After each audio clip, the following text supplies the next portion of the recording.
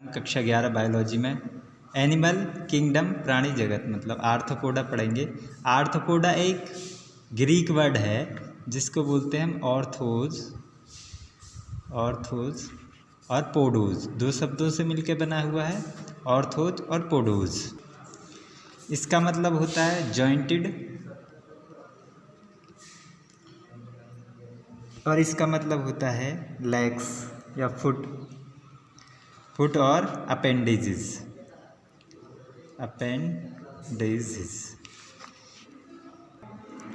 यह जंतु जगत का सबसे बड़ा वर्ग है। इसमें दो भाग 3 जंतु प्रजातियां संघ आर्थ्रोपोडा में पाई जाती हैं। इसके सभी सदस्य सभी प्रकार के आवासों में पाए जाते हैं। कैसे? जैसे स्थल में, जल में, वायु में, मृदा में। इसके देखो मृदा के नीचे भी, वृक्षों पर भी, आदि में भी, सब जगह पाए जाते हैं। इसका मतलब जैसे स्थल पे कॉकरोच पाया जाता है, जल में डैफ्निया पाई जाती है और वायु में तितली पाई जाती है। और भी उदाहरण हैं लेकिन सिंपल से उदाहरण ले लेते हैं हम। इसके बाद आगे चलते हैं।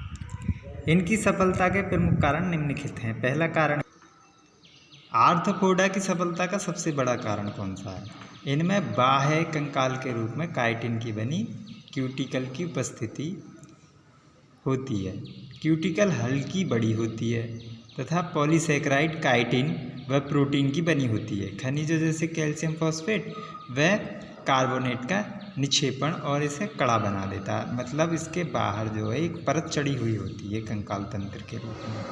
जैसे आपने देखा होगा सबसे पहले आर्थ्रोपोडा के संग में कॉकरोच पे ऊपर थोड़ी सी परत सी चढ़ी हुई होती है, जिससे इसकी सफलता का सबसे बड़ा कारण है। इसीलिए सब जगह पर मौजूद हो सकते हैं। और दुनिया में सबसे बड़ा जो जगत है, मतलब जो संघ है, वो आर्थ्रोपोडा ही होता है। इसमें सबसे ज़्यादा जनसंख्या पाई जाती है इन जंतुओं की, और ये सब जगह रहने में सक्षम होते हैं।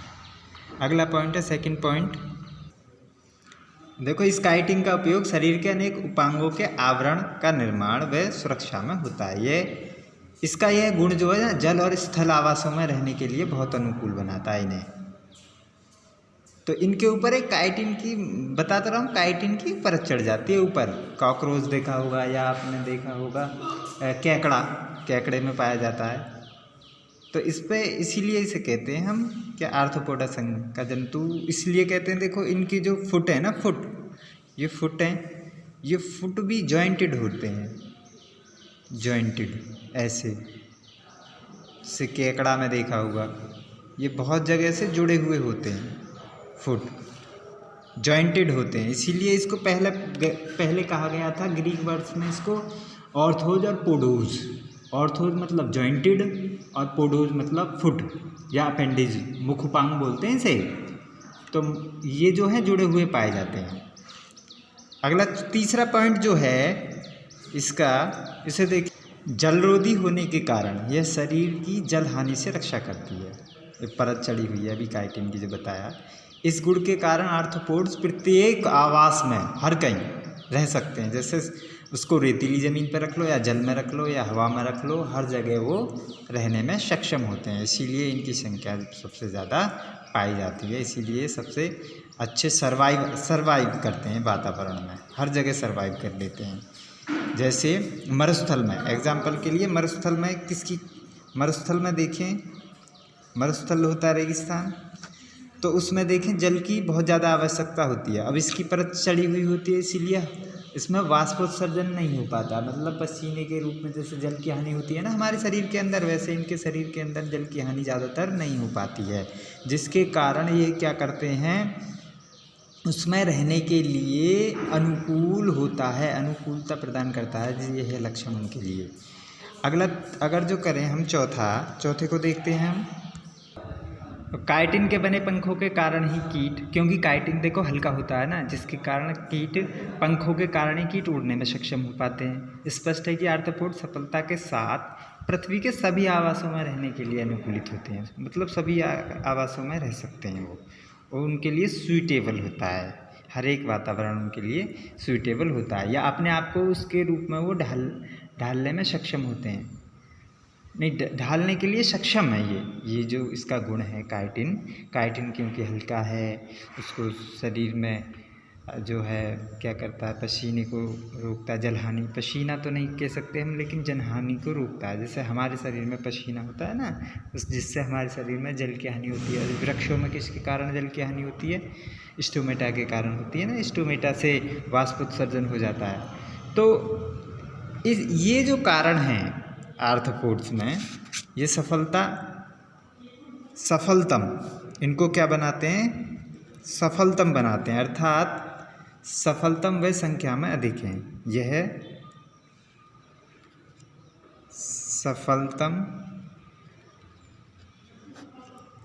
व संख्या में अधिक हैं, संख्या में अधिक हैं। तो कीट किस में आते हैं? सबसे पहले बोलो कीट किस में आते हैं? देखो एग्जाम्पल इसका देखें। सबसे पहले बिच्छू है, बिच्छू। उसके बाद है झींगा मछली, झींगा मछली, टिड्डी, टिड्डी, मकड़ी, तितली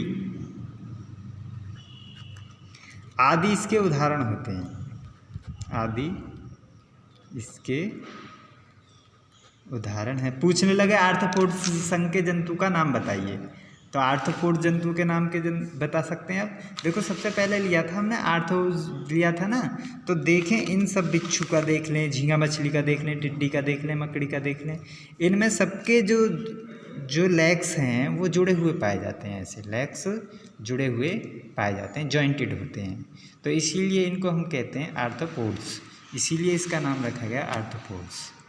तो ये सबसे बड़ा है, तो इसका स्क्रीनशॉट ले लेंगे, स्क्रीनशॉट ले सकते हैं। अब ले लें आधा स्क्रीनशॉट करने के लिए, और आधा स्क्रीनशॉट अब ले सकते हैं। इसके बाद है